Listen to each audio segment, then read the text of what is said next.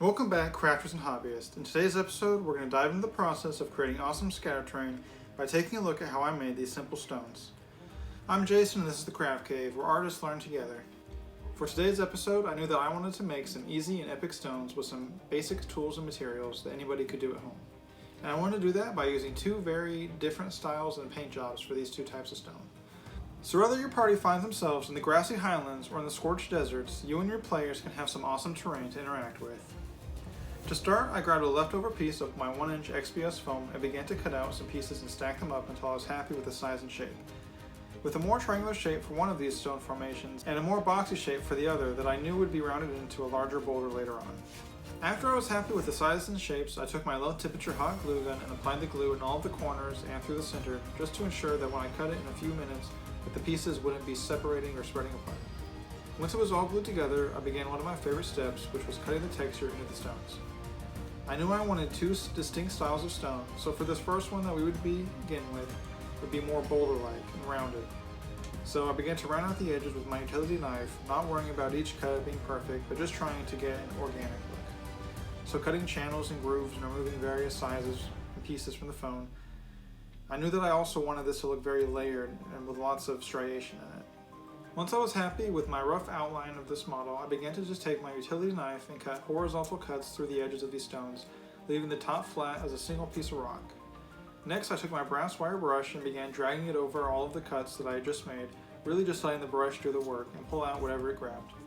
And you can really just take this technique as far as you want, so whether you want it to just look like minor striations or really pronounced in dynamic layers like I did, you can really take that as far as you like. Then, after that was done, I took one of the stones that I used to create some brick and stone texture and just began pushing it into the foam all over any flat surfaces that remained just to give some organic texture and ensure that there were no factory edges or cuts. Now for the other stone, I knew that I wanted a more stylized and blocky finish, so I began cutting off all the square corners and making random cuts into the stone, then coming back from the tops and sides just to remove random chunks and pieces. Once again, this is another style that you can really just take as far as you want and exaggerate any detail you like. Then I finished up the texture with the same stone, really making sure that I hit all of the flat surfaces here, as well as some of the corners and points to add just a little bit more wear on them. Then all that was left was to get them painted. To start, I took my Mod-Podge and black paint mixture and coated them both as I always do, just as a way to protect and harden the foam, and then waited for that to completely dry. Next, I started with my more stylized rock with a thin, slightly watered down coat of apple barrel black paint. Now I had painted both of these stones at the same time, just going back and forth, making sure I was always busy working on something. But I'm going to walk you through each of them individually, just so I can show you the process for each one that I took. So once that layer of black had dried completely, I took a neutral gray and overbrushed the entire model with a damp brush, covering close to 90%, really just making sure to leave those deepest points black. After that, I took progressively lighter and lighter grays and began dry brushing less and less of the entire stone, really focusing on the edges and high spots, as well as the texture, keeping in mind where the light source would be.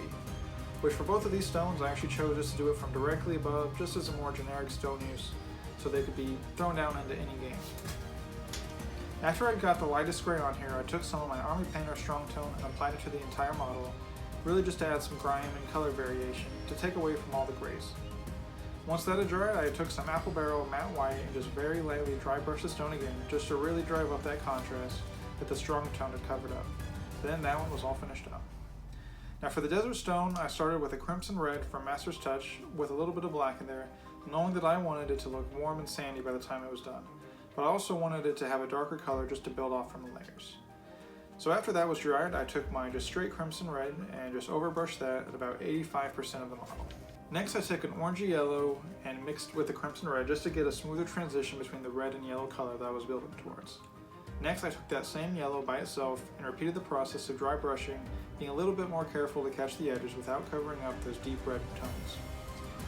Next, I took a yellow ochre, which has a little bit of a tan tone to it, just so that I was able to get a little bit closer to that sandy color while also tying it together nicely with the previous orange colors. I added just a little bit of white to that to brighten it up and really just focus that on the very edges and the highlights and then on the top layers. After that was done, it was time for the final reveal.